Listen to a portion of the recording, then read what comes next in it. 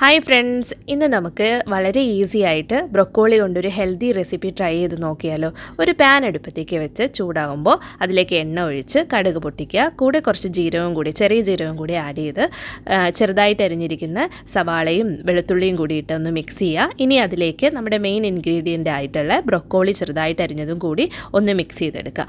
നമ്മൾ broccoli cook ചെയ്യുമ്പോൾ over cook ചെയ്യാതിരിക്കാൻ പ്രത്യേകിച്ച് ശ്രദ്ധിക്കുക. അതാണ് നമ്മുടെ ഹെൽത്തിന് ഏറ്റവും നല്ലത്. ഇനി ആവശ്യത്തിന് ഉപ്പിട്ട് നന്നായിട്ട് ഒന്ന് അടച്ചു വെക്കുക.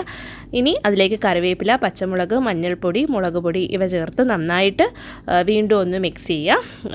ഇനി ഇതിലേക്ക് ഞാൻ കുറച്ച് കോക്കനട്ട് ആഡ് ചെയ്യുന്നുണ്ട്. ഇത് ഓപ്ഷണലാണ്. ഇത് ആവശ്യമുണ്ടെങ്കിൽ മാത്രം നിങ്ങൾക്ക് ചേർത്താൽ മതി. നിർബന്ധമുള്ള ഇൻഗ്രീഡിയൻ്റ് അല്ല ഇതിൽ. ഇനി അതിലേക്ക് ഒരു മുട്ട പൊട്ടിച്ചൊഴിച്ച് അതിലാവശ്യത്തിന് ഉപ്പും കുറച്ച് പെപ്പർ പൗഡറും കൂടി ആഡ് ചെയ്യാം. ഇനി ഇത് നന്നായിട്ടൊന്ന് മിക്സ് ചെയ്തെടുക്കുക. ഈ ടൈമിൽ നമുക്ക് വേണമെന്നുണ്ടെങ്കിൽ കുറച്ച് ചില്ലി ഫ്ലേക്സ് ആഡ് ചെയ്യാം.